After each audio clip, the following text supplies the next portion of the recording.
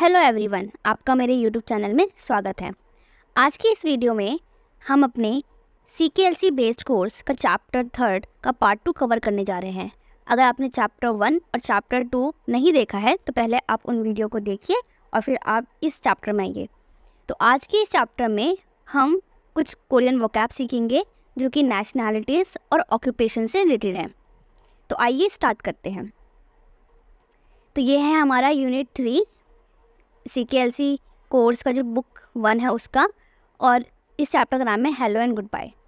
तो इसका पार्ट 1 हम कवर कर चुके हैं जिसमें हमने ग्रामर पैटर्न सीखा था EZMR का, और आज हम सीखेंगे वोकैब्स। तो जैसे आप देख सकते हैं यहाँ पे लिखा हुआ है कंट्रीज़ नारा। कंट्री को हम नारा कहते हैं कोरियन में, और नेशनैलिटीज़ को बोलते हैं गुक्छोक। तो सबसे पहली जो कंट्री हमारे सामने है वो है कोरिया। कोरिया को कोरियन में हंगुक कहते हैं, और अगर आपको बोलना है आप कोरियन हैं तो आपको हंगुक के आगे साराम लगा देना है। साराम का मतलब होता है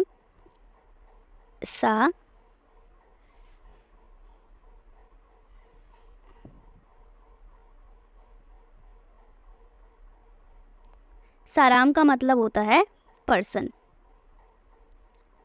तो इसका मतलब है आप कह रहे हो कि आप कोरियन पर्सन हैं, यानी कि आप कोरियन हैं। अगर सिंपल बोले तो चाइना को कोरियन में बोलते हैं छुंगुक, और छुंगुक साराम होगा चाइनीज़। छुंगुक जो है वो छिंगू जैसे वर्ड से मिल रहा है, तो अगर आपको छिंगू का मतलब पहले से फ्रेंड बोलते हैं तो आप देख सकते हैं कि कोरिया के ऊपर ही चाइना है, तो आप थोड़ा याद कर सकते हैं छुंगुक से। आपने अगर ध्यान दिया हो तो हर एक कंट्री के पीछे यहाँ पे गुक गुक लगा हुआ है, यानी ये एक तरह से सफिक्स है जो कि मोस्ट ऑफ द कंट्रीज़ के पीछे लगता है। नेक्स्ट है आपका इल्बोन। इल्बोन जापान को बोलते हैं, और इल्बुन साराम जापानीज़ हो गया। अमेरिका को मीगुक बोलते हैं, और कनाडा के लिए खेनादा यूज़ किया गया है, खेनादा, और खेनादा साराम। तो इनको याद करने में थोड़ा टाइम लगेगा आपको। हंगुक, छुंगुक, इल्बुन आपने बहुत ज़्यादा कोरियन ड्रामा में भी सुना होगा। कई बार वो जब जापान को इंडिकेट करते तो वो इल्बुन बोलते हैं, तो आपको ये याद हो जाएगा अगर आपने बहुत बार सुना हो इसको। तो नेक्स्ट हम चलते हैं। तो नेक्स्ट हमारे पास है रशिया। रशिया के लिए इन्होंने लिख रखा है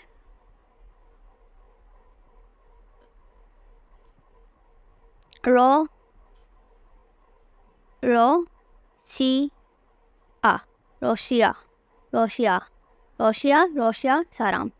यूनाइटेड किंगडम को योंगुक कहते हैं, योंगुक। और छुंगु किसको कहते हैं? छुंगु कहते हैं चाइना को। तो योंगुक साराम। जर्मनी हो गया थोकगिल। इसको मैंने ऐसे याद किया था, ये थोड़ा बहुत डॉग से मिल रहा है, जैसे डॉग वैसे थोकिल। अगर आपको याद करना है जिसके नीचे डॉग लिखा भी है, पर लेकिन ये थोकिल हो जाएगा, थोकिल। नेक्स्ट है ऑस्ट्रेलिया, होजू। इजिप्ट, प्राचील। और इंडिया के लिए कहते हैं इंडो। तो इंडिया याद करना बहुत ईजी है आपके लिए। इजिप्ट, ब्राज़ील याद करना ईजी है बस, लेकिन इनका आपको स्पेलिंग ध्यान रखना पड़ेगा। ऑस्ट्रेलिया और जर्मनी, यहाँ तक कि यूनाइटेड किंगडम के लिए कुछ अलग वर्ड्स है, तो वो आपको याद करने पड़ेंगे। स्टार्टिंग में आपको कुछ वोकैब्स याद करनी पड़ेगी, फिर नेक्स्ट कुछ ऐसे वोकैब्स होंगे जिनके लिए मैं आपको ट्रिक बताऊंगी कि आप कैसे याद रख सकते हैं, मतलब मैंने कैसे याद रखी थी। तो अभी के लिए आपको ये वर्ड बहुत शॉर्ट मोस्टली जो ये वर्ड हैं वो 2 सिलेबल के हैं, तो आपको याद हो जाएंगे अगर आप 2-3 बार प्रैक्टिस करेंगे। ज़्यादातर के लास्ट में गुक लग रखा है, और कुछ के लास्ट में गुक नहीं भी लगा है, तो आपको ध्यान रहेगा कि ये किस के लिए यूज़ किया गया है अगर आप 2-3 बार इसको रिवाइज़ करेंगे। तो बस आपको ये ध्यान रखना है कि आप आगे कंट्री का नाम लिखते हैं कोरियन में, आप आगे कंट्री का नाम लिखते हैं। आपने अगर कंट्री लिखा और उस कंट्री के साथ अगर आपने साराम लगा दिया है तो इसका मतलब है आप बता रहे हैं कि वो आपकी नेशनैलिटी है, यानी आप रशियन हैं या कोरियन हैं या जर्मन है या ब्रिटिश है। तो फिर आपको क्लियर हो गया होगा। नेक्स्ट हम चलते हैं ऑक्यूपेशंस पे। तो जैसे आप स्क्रीन पर देख सकते हैं, ऑक्यूपेशन को कोरियन में बोलते हैं चिगॉप। चुगॉप। चुगॉप आप पूछ सकते हैं, अगर आप किसी से पूछना है कि आपका ऑक्यूपेशन क्या है तो उसके लिए हम बोलते हैं चुगॉप मोएओ। तो आप मतलब व्हाट इज़ योर ऑक्यूपेशन, तो आप उसका आंसर कैसे देंगे कि छोनेन हक्सिंग येओ। तो मैंने आपको बताया था येओ ये यूज़ करना लास्ट वीडियो में, तो वैसे आप वैसे यहाँ पे भी यूज़ कर सकते थे। जैसे आप बोल सकते थे कि छोनन होजू सरामी येओ। होजू मतलब ऑस्ट्रेलियन, साराम मतलब पर्सन, तो छोनन हो गया आए, होजू हो गया ऑस्ट्रेलिया, साराम मतलब ऑस्ट्रेलियन पर्सन, छोनन होजू सराम ईएओ। ईएओ क्यों? क्योंकि साराम में जो मौ है वो पश्चिम की तरह काम कर रहा है, यानी यहाँ पे कॉन्सोनेंट पे ख़त्म हो रहा है आपका वर्ड, तो आप उसमें ईएओ लगाएंगे। और येओ हम तब लगाते हैं जब हमारा जो नाउन है वो किस पे एंड होता है, वो वोवल पे एंड होता है। तो अभी मैं आपको लास्ट में बताऊँगी कि आप कैसे अपना इंट्रोडक्शन दे सकते हैं। अभी अभी हम अपने नेक्स्ट वाले ऑक्यूपेशन वाले पार्ट पे ही चलते हैं। जैसे कि हमारे पास है स्टूडेंट, तो स्टूडेंट को बोलते हैं हक सिंह। हक सिंह, तो हक का मतलब अगर आपने सुना होगा तो हक क्यों बोलते हैं स्कूल को, तो वैसे हक सिंह मतलब हक्यों में पढ़ने वाला इंसान, तो हक सिंह स्टूडेंट हो गया। और सुन सिंह, और निम जो होता है वो थोड़ा सा मतलब तरह से निम जो है वो एक तरह से सर मैम के लिए मतलब यूज़ करते हैं आगे से, तो ये हो गया सन सिंह निम। सन सिंह निम, तो सन सिंह निम, हक सिंह, सन सिंह निम। उसके बाद हाउस वाइफ को बोलते हैं छुबू। छुबू, और ये तो इजी होगा आपको याद करना क्योंकि छोटा सा वर्ड है छुबू। इसके अलावा है कंपनी एम्प्लॉय, वेशावन। वेशावन। नेक्स्ट है कुक। कुक को बोलते हैं योरिसा। उड़ीसा नहीं है, उड़ीसा से आप याद रख सकते हो, जैसे हमारे इसमें उड़ीसा है वैसे यहाँ पे योरिसा, पर उड़ीसा में उ आता है, यहाँ पे यो है, योरिसा। सोल्जर हो गया खुनिन, इसके लिए मैंने ऐसे याद रखा था खून मतलब खून से थोड़ा वर्ड मैच कर रहा है, खून इन, तो खून खून से आप याद रखते खून, और उसके बाद बस इन लगाते हैं ना, खुनिन, खुनिन है ना। और यहाँ पे गन भी आ रहा है वैसे, अगर पर हम गुनिन नहीं पढ़ते उसको खुनिन पढ़ते हैं, तो इसलिए खून से मैंने इसको याद रखा, तो खून इन खुनिन सोल्जर। जर्नलिस्ट हो गया खीजा, और खीजा भी छोटा सा वर्ड आप याद कर लोगे इसको। सिंगर हो गया खासू, तो अगर आपको बोलना है कोई सिंगर है या फिर आपको कोई फेवरेट सिंगर है कोरियन, तो आप बोल सकते हो कि मतलब वो खासो आपका फेवरेट है, जो भी है उसका नाम है।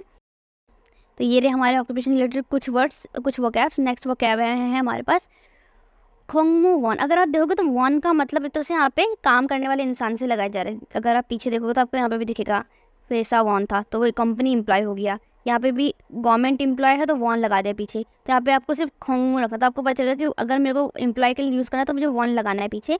तो इसका मतलब ये है कि आपको बस आगे का याद रखना, मतलब याद रखना पड़ेगा। जैसे मैंने भी याद किया था कि गवर्नमेंट एम्प्लॉय है तो वॉन तो लगाना ही लगाना है, तो यानी खोंगमू वॉन, खोंगमू वॉन। और अगर कंपनी एम्प्लॉय है तो वॉन तो पीछे लगेगा लगेगा, वैसे बस आगे वैसा हो जाएगा। वैसा मतलब कंपनी होता है, तो आगे अगर आपको कंपनी का भी कोरियन पता हो तो आपको पता है कोरियन कंपनी को कोरियन में वैसा बोलता है, तो वैसा, और आगे एम्प्लॉय लगाना तो वॉन, वैसा वॉन। मतलब ये कुछ तरीके जो मैंने याद किए हैं, जिस तरीके से मैंने याद किए मैं उस तरीके से आपको बता रही हूँ। इसके बाद आपके पास उईसा। उईसा एक होता है उईजा, आपने अगर सुना हो, पता नहीं सुना होगा। उईजा मतलब होता है चेयर। तो अगर आप कुछ वोकैब्स को याद करने में टाइम लगाते हैं तो हो सकता है कि वोकैब्स आगे किसी ना किसी वोकैब से मिलती हो तो आपको वो नेक्स्ट वोकैब जल्दी आ जाए। तो यानी आप हर एक वोकैब के लिए ट्रिक नहीं ढूंढ सकते हैं, पहले आपको कुछ वोकैब्स के लिए मेहनत करनी पड़ेगी, उसके बाद आप उससे ऐड करके बाकी वोकैब्स बना सकते हैं। जैसे मैंने बताया कि अगर आपको उईजा पता है तो आपको उईसा याद हो जाएगा, अगर आपको उईसा पता है तो आपको उईजा याद हो जाएगा। तो यानी इस तरीके से कि उईसा उईजा में बैठती है, लाइक उईसा जो है वो उईजा में बैठती है। तो उईसा डॉक्टर हो गया, तो वैसे उईसा डॉक्टर मेडिकल डॉक्टर हो गया, तो उईजा चेयर हो गई। इसके बाद आपका लॉयर। लॉयर से रिलेटेड तो आपने बहुत सारे के ड्रामा देखे होंगे जहाँ तक मुझे लगता है, तो आपने बहुत बार सुना होगा फ्योनोसा बोलते हैं, फ्योनोसा। अगर आपने कभी ध्यान नहीं दिया तो दोबारा से आप अपने के ड्रामाज देखें जो कि लॉ से रिलेटेड हैं, और उसमें आप बार बार आपको सुनने को मिलेगा फ्योनोसा फ्योनोसा, तो फिर आपको रिमेंबर हो जाएगा, मतलब आपको ये वर्ड आसानी से याद हो जाएगा। मतलब जिस तरीके से मुझे याद हुआ था, क्योंकि मैंने जब इसको पहले बार देखा था फ्योनोसा तो मुझे ये सुना सुना लगा था। फिर जब मैंने कुछ क्रिकेट ड्रामाज देखा उसमें जब मैंने नोटिस किया कि फ्योनोसा लॉयर को बोलते तो मुझे याद हो गया ईजिली। तो ये है कि आप सुन के भी याद कर सकते हैं, यानी कि आप बार बार इसको देखें और याद करें। आप कई के ड्रामाज में उस जगह पे रुक सकते हैं जहाँ पे आपको इन वोकैब से रिलेटेड वर्ड मिल रहा है, और आप उसको एक बार रिपीट करके सुनेंगे तो आपको आपके मतलब माइंड में वो चीज़ बैठ जाएगी, आपको वो हमेशा के लिए याद हो जाएगा। पुलिसमैन को बोलते हैं ख्योंगछाल ख्वान। इसको भी मैंने के ड्रामा के हक से याद किया था, क्योंकि बहुत सारे के ड्रामाज में पुलिस का रोल बहुत ज़्यादा होता है। तो नेक्स्ट है हमारे पास फेव। फेव ऑब्वियस सी बात है, आपने फेव बहुत बार सुना होगा, एक्टर को फेव बोलते हैं, नहीं भी सुना है तो यहाँ से याद कर लो फेव। इसके बाद फेव में जो फे है उसके बहुत सारे मतलब होते हैं। मैं आपको बता देती हूँ फे के बहुत सारे मीनिंग होते हैं, मतलब फे के 2 मीनिंग मैं आपको बता देती हूँ, पर लेकिन अगर अभी आपको याद नहीं करना तो आप छोड़ सकते हैं इसको, क्योंकि मैं आगे भी पढ़ेंगे। फे का मतलब एक तो स्टमक भी होता है, और एक फे का मतलब आपका होता है जो शिप होते हैं उसे भी फे बोलते हैं। ख्योसू, ख्योसू हो गया प्रोफेसर, ख्योसू आपको ऐसे याद रखना पड़ेगा। यह है सामू वन, और यहाँ पे हमने पढ़ा था खोंगमू वन। तो खोंगमू वन भी आपको बताइए गवर्नमेंट एम्प्लॉय है, और सामू वन जो है वो ऑफिस एम्प्लॉय। तो मू वन भी एम्प्लॉय के लिए कहीं ना कहीं यूज़ हो रहा है। तो आपको बस अब क्या याद रखना है, खोंग सा। खोंग मतलब गवर्नमेंट एम्प्लॉय, खोंग मू वन मतलब गवर्नमेंट एम्प्लॉय, और अगर मैं खोंग को हटा के सा लगा दूंगी तो बन जाएगा ऑफिस एम्प्लॉय। नेक्स्ट है फार्मर, नोंगबू। तो नोंगबू मतलब फार्मर। तो ये है आपके कुछ वोकैब्स। इन वोकैब्स को आप एज इट इज़, मतलब इन वोकैब्स को आपको याद करना पड़ेगा, जो जिस तरीके से मैंने याद किया मैंने आपको बता दिया है, जिनमें कोई ट्रिक नहीं है, जो आपको एक बार रिवाइज करने पड़ेंगे बार बार, वो मैंने आपको बता दिया। क्या टाइम लगेगा आपको, 2-3 बार अगर आप उनको रिवाइज करोगे आपको याद हो जाएंगे। और सबसे अच्छा तरीका यही है कि आप जब कोई के ड्रामा देख रहे हो तो और आपको ये सिमिलर वर्ड्स मिल रहा है तो आप उसको एक बार रिपीट करके सुनिए कि वो कैसे इसको प्रोनाउंस कर रहे हैं। तो हम चलते हैं अपने नेक्स्ट स्लाइड पर। तो यहाँ पे है कन्वर्जेशन दे रखी है कि आप जब किससे मिलते हो तो आप पूरी कैसे कैसे कन्वर्स करते हैं। सबसे पहले दीपक बोल रहा है अन्यंहासेयो छोनन दीपक ही एयो। तो अन्यंहासे हो गया हेलो या हाय, और छोनन हो गया आए, और दीपक, और क्योंकि दीपक जो है मैंने आपको प्रीवियस वीडियो में बताया था कि जो दीपक है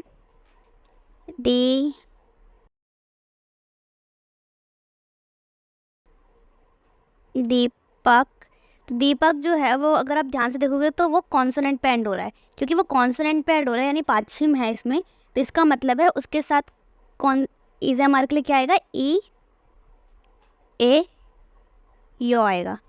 तो इसलिए दीपाकी एयो लिखा है इन्होंने, छोनन दीपाकी एयो। सूजी बोल रही है फिर उसके बाद अन्यंग हासे हो छोनन सूजी एयो। अब सूजी में अगर आप देखोगे तो सूजी में क्या हो रहा है कि सूजी जो है जी सूजी जो है वो एंड हो रही है वॉवल पे, क्योंकि वॉवल पे एंड हो रही है तो इसके पीछे ई ए ना आके क्या आएगा, ये आएगा, ये हो छोनन सूजी एयो। फिर दीपक बोल रहा है मनासो फंगावयो, जो जिसका मतलब हमने सीखा था लास्ट क्लास में कि मनासो फंगावयो मतलब नाइस टू मीट यू। सूजी सी का मतलब होता है यहाँ पे सूजी शी मतलब होता है मिस्टर या मिसेस जैसे हम यूज़ करते हैं, तो सूजी शी दीपक शी तो हम ऐसे बोलते हैं।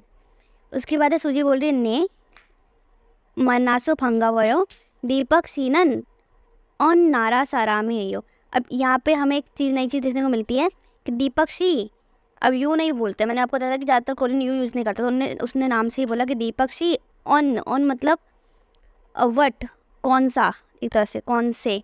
नारा मतलब हमने पढ़ा नेशन, कौन से नेशन, सराम मतलब पर्सन, यानी आप कौन से नेशन के पर्सन है, यानी आपकी नेशनलिटी क्या है ना, what is your nationality. On नारा सरामी है यो। तो दीपक बता रहा है छोनन यानी आई एम इंडो इंडियन, सरामी है यो यानी इंडो आई एम इंडियन। अगर सिंपल से इसका इंग्लिश ट्रांसलेशन देखो तो आई एम इंडियन, मैं इंडिया का पर्सन तो यानी आई एम इंडियन। सूजी सीनन यो। अब ये क्वेश्चन करने का दूसरा तरीका है, जैसे अब उसने पूरा क्वेश्चन नहीं बोला कि सूजी सीनन ऑन नारा सरामी है यो, उसने पूरा नहीं पूछा, उसने बोला सूजी सीनन यो। तो ये अंडरस्टूड है कि जब वो बोल रहा है सूजी सीनन यो तो इसका क्वेश्चन मार्क लगाया, तो इसका मतलब ऑब्वियस है कि वो पूछ रहा है कि तुम कौन से, यानी आप कौन से, आपकी नेशनलिटी क्या है, आप कौन से देश से हो। तो फिर सूजी शी आंसर कर दी छोनन हंगुक सरामी है यो, मैं हंगुक सराम हूँ, मतलब मैं कोरियन हूँ। तो यहाँ पे लास्ट में मैंने आपको एक इंट्रोडक्शन देने का एक छोटा सा वो दे रखा है कि आप कभी आप किसी मतलब इंट्रोडक्शन कैसे कैसे आप बोल सकते हैं अन्यंग हासेयो छोनन। तो अन्यंग हासेयो छोनन, यहाँ पे आपका नाम आएगा, मैंने बता दिया अगर आपके नाम में कॉन्सोनेंट पैंड होता है तो आप लगाएंगे ई ए ओ, अगर आपका नाम वॉवेल पर खत्म होता है तो आप लगाएंगे ई ओ। जैसे कि हंगल में जब आप अपना नाम लिखते हैं, इंग्लिश में नहीं, जब आप हंगल में नाम लिखते हो और वो अगर कॉन्सोनेंट पे ख़त्म हो रहा है तो EAO, अगर आप क्या कहते हैं, अगर आप वोवेल पे ख़त्म हो रहा है तो EO। जैसे कि 2 नाम ले लेते हैं हम यहाँ पे, एक हम ले लेते हैं पूजा, चौनन, पूजा। तो पूजा के साथ हम लगाएंगे पूजा AO, क्योंकि वो वोवेल पे ख़त्म हो रहा है। और दूसरा मैं नाम ले लेती हूँ यहाँ पे, सामसिक ले लेते हैं, सामसिक।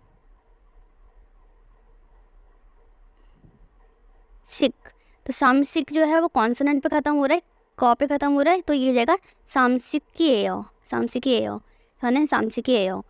फिर है छौनन डैश, यहाँ पे आप अपने लिखेंगे कि आप कौन से नेशन से हैं, आपको यहाँ पे अपनी कंट्री यानी नेशन यानी कंट्री का नाम लिखना है। तो जैसे कि फिर वही सेम चीज़ है, सरामी AO में ऑलरेडी AO लग रहा है क्योंकि वो कॉन्सोनेंट पे ख़त्म हो रहा है, तो क्योंकि वो कॉन्सोनेंट पे एंड हो रहा है।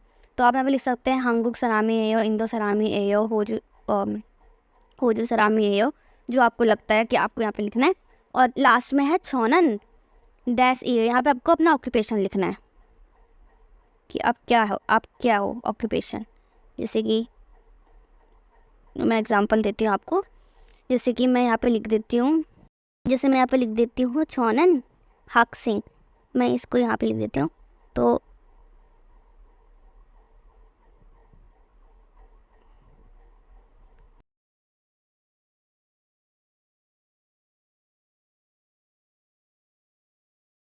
क्योंकि हाक्सिंग जो है वो एक कॉन्सोनेंट पे ख़त्म हो रहा है, तो इसलिए मैं इसके साथ लगाऊंगी हाक्सिंगी AO, इंडिया। और वहीं अगर मैं कोई और ऑक्यूपेशन लिखती हूँ यहाँ पे, एक मिनट, जैसे मैंने यहाँ पे लिखा उड़ीसा पढ़ा था हमने, तो मैंने लिखा छौनन उड़ीसा यानी मेडिकल डॉक्टर, छौनन उड़ीसा के साथ लगा दूंगी AO, छौनन उड़ीसा AO। तो फिर आपको क्लियर हो गया होगा कि आपको यहाँ पे कैसे इंट्रोडक्शन देना है। तो आज के लिए बस इतना ही। यहाँ पे हमारी चैप्टर 3 की जितनी भी वोकैब्स थी, जितने भी फ्रेजेस थे, ग्रामर पैटर्न जो हमने सीखा था, उन नुन और इज़-एम-आर के लिए EAO AO वो ख़त्म हो गया है। अब इसके नेक्स्ट चैप्टर को हम कवर करेंगे जो चैप्टर 4 है। अगर आपको सीक्वेंसी बेस्ड कोर्स पे ये सीरीज़ अच्छी लग रही है तो इस वीडियो को लाइक करें, अपने फ्रेंड्स के साथ शेयर करें और नई वीडियो के लिए चैनल के साथ बने रहे। Thank you for watching.